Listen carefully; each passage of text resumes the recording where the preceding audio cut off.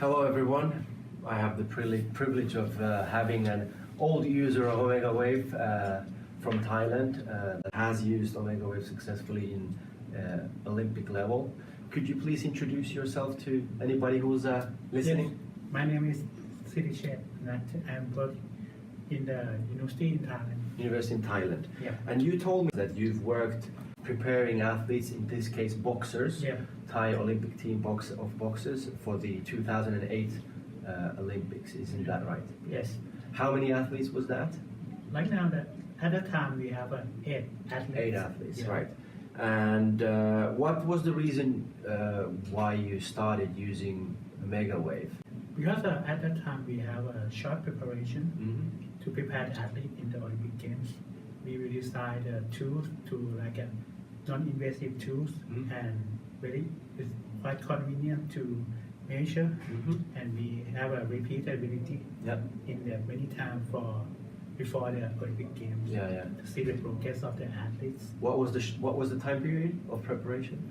We have around 1 year. And you told me that you identified a deficiency in the way that they were traditionally training. Can you speak more about the problems they faced and how you helped them with the data that you measured?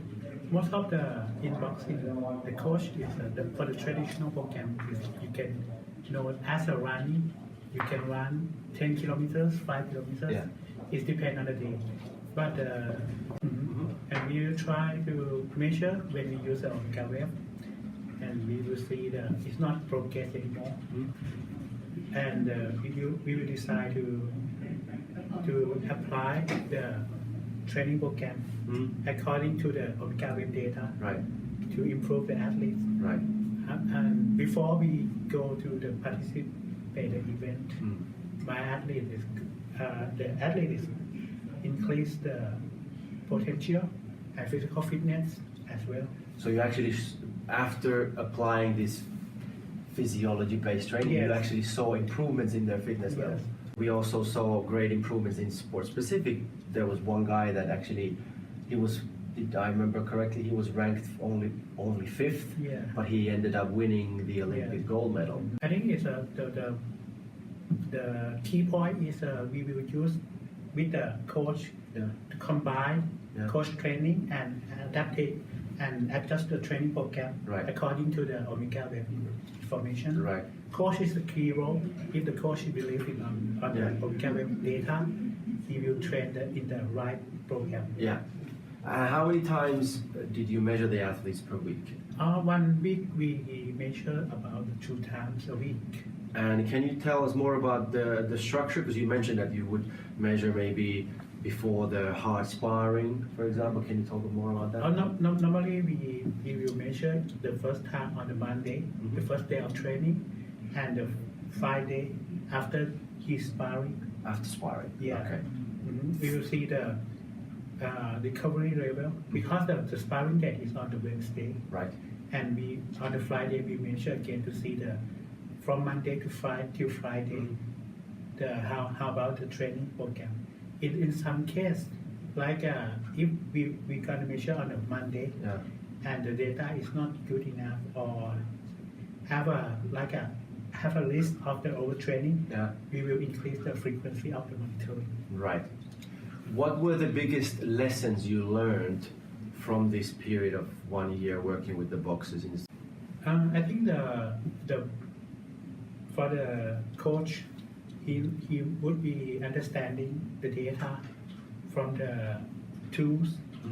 If they know about the tools and they can apply with their training, adjust training program, and can be monitoring the progress of athlete, not only on the training but in the recovery time, like when they sleep.